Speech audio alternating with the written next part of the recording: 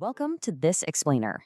Today we're taking a truly fascinating and honestly absolutely crucial journey into a hidden microscopic world right inside our own bodies to understand a condition known as diabetic nephropathy or diabetic kidney disease. We're going to explore exactly how the kidneys work, how diabetes actively sabotages them, and most importantly, what we can actually do to protect these vital organs. To really grasp why this matters, we've got to look at the sheer scale of the issue. A staggering 40% of people with diabetes will eventually develop kidney disease. That means nearly half of all diabetic patients are facing a direct threat to their kidneys, making it the leading cause of end-stage kidney disease worldwide. The stakes here are absolutely massive. And that brings us to the central mystery we're unraveling today. Why does high blood sugar slowly, silently destroy the body's natural filters? Okay, let's dive into this and find out.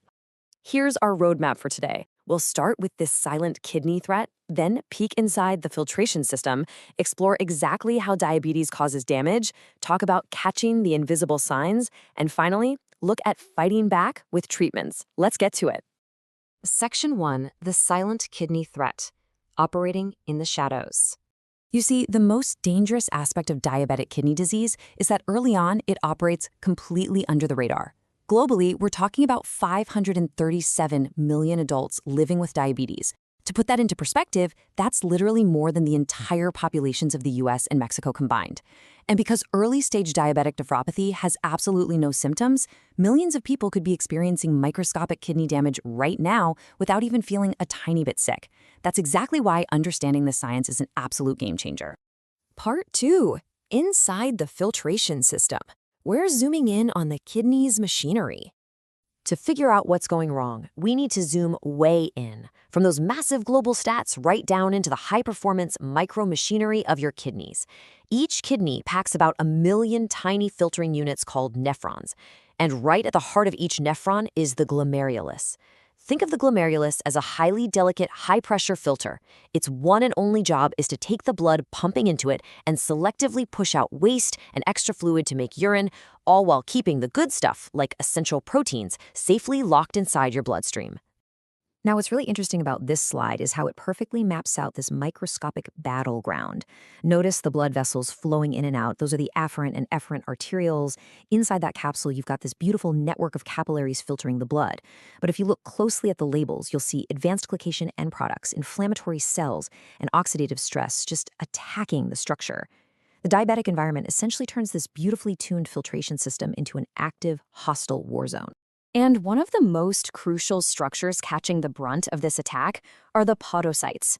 Podocytes are these heroic, specialized gripping cells that wrap their little foot-like processes tightly around the capillaries.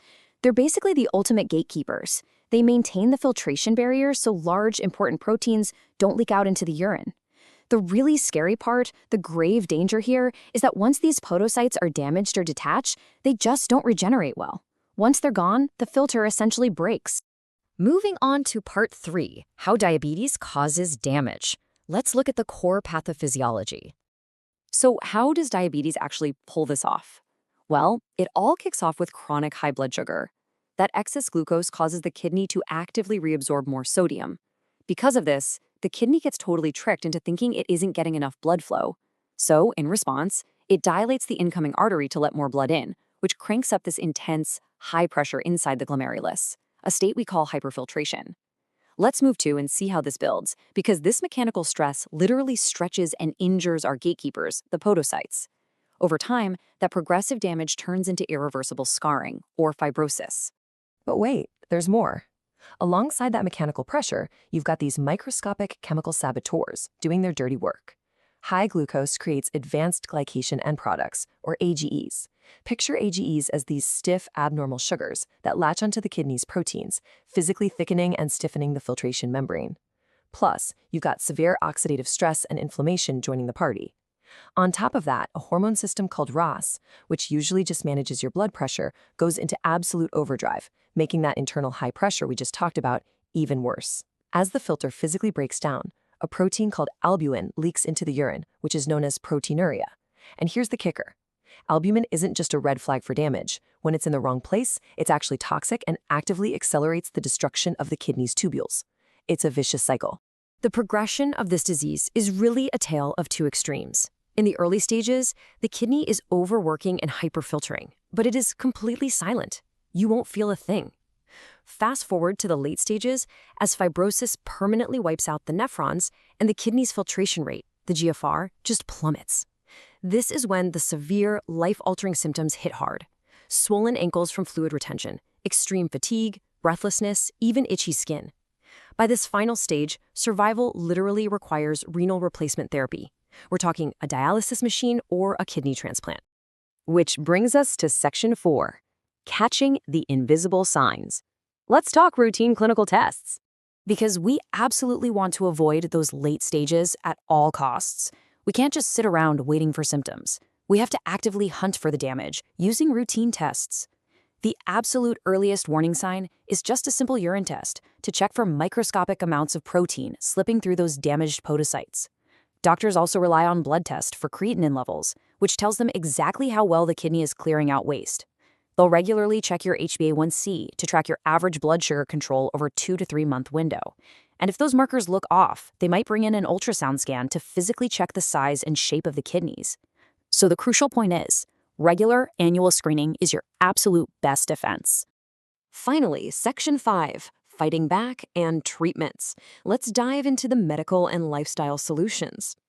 Here's the really great news. If we catch it early, modern medicine has an incredibly effective arsenal to slow down or even prevent that structural damage. Think of this as a digestible cheat sheet for how doctors tackle this disease on multiple fronts.